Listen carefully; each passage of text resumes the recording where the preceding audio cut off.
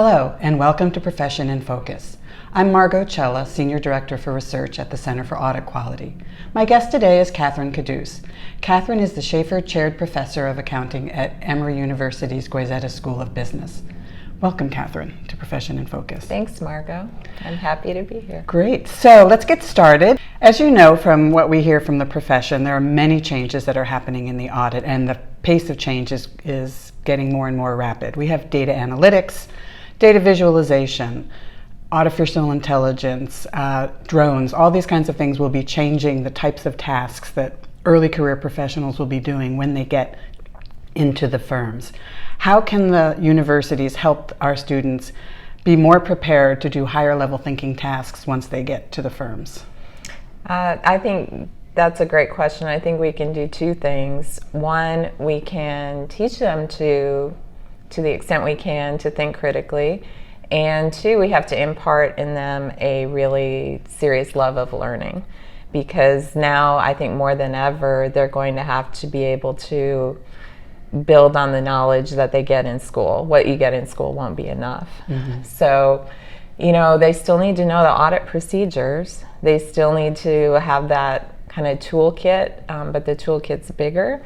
So I think they're going to have to need to understand even better what tools to bring to bear on the current situation, mm-hmm. and that's where the critical thinking really comes in.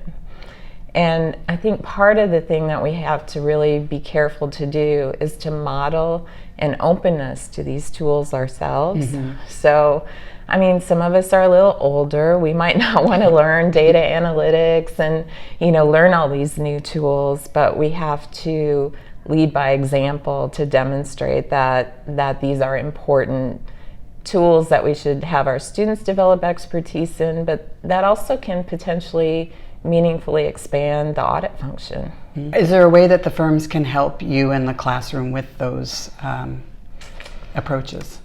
Well, the way I think about it is we probably need to teach auditing more like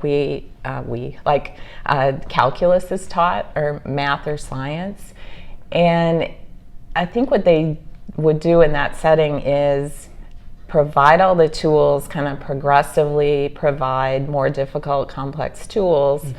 but then give the students a whole lot of practice in applying those tools. And I guess that means lots and lots of cases, mm-hmm. right? So sometimes we teach auditing with, a big comprehensive case and try to fit everything into it. Mm-hmm. But that's great. We need to do that once in a while. But I think the students more need a lot of practice. So I think we need lots of mini cases, mm-hmm. right? Where students have to think about, what does this situation demand? What tools does it demand? Mm-hmm. So you do a lot of research that's based in psychology. And there's much that I think can be learned on how people make decisions using psychology. So tell us a little bit about some of your research. In the last few years, I've spent a lot of time and energy on professional skepticism. And I know that's something the profession obviously cares a lot about. Yes. The firms have been focused on figuring out how to bring more of it to bear. The PCAOB has been focused mm-hmm. on this issue. And I think one of the really interesting findings has been that professional skepticism really depends on the way in which auditors think, mm-hmm. right, and process information. So I think we used to look at it as, are you, biased towards your client? Do you like your client mm-hmm. too much, or something like that?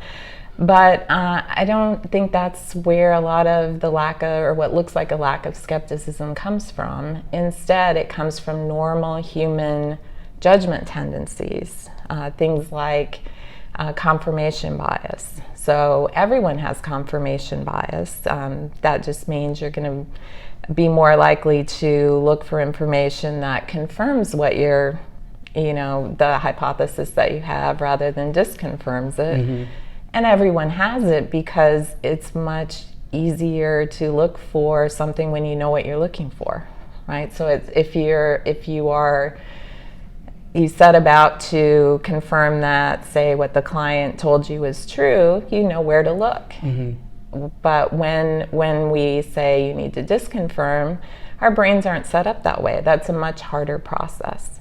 So instead of knowing exactly what to do, I have to, notice little inconsistencies and errors and hold them in my head until a pattern emerges, and then I have to recognize the pattern.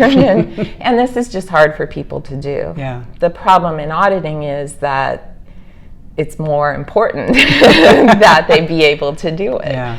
But auditors are humans, so I guess this is a long way to say I think we're making some progress in research on figuring out how to get auditors to reason in that kind of superhuman way, which I'll attach the critical thinking label to. Yeah. But what's most interesting is the obvious things, like saying, think harder, think critically, don't be skeptical. Right. Essentially, that doesn't work because it's not something that people will themselves to do, right? It's not under your conscious control.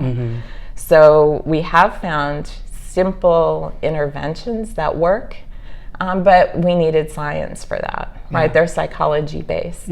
So they're things like getting auditors into a mode of thinking in a certain way, and then that mode carries over into their audit task. But again, just saying, please think critically, or your partner wants you to be more skeptical, that doesn't work. Yeah. And it's not because auditors aren't trying, it's because it doesn't work. So some of the incremental learnings that you have could be integrated into the training that firms do. Definitely. Every year. Yeah, definitely. And not just training, but how the job is set up, right? Yeah. So how tasks are ordered and structured and that sort of thing. So we could almost think of it as we could re-engineer the audit job based on some of these findings. Kathryn, thanks for your perspectives. They're very insightful. And thanks to the viewers for joining us for this edition of Profession in Focus.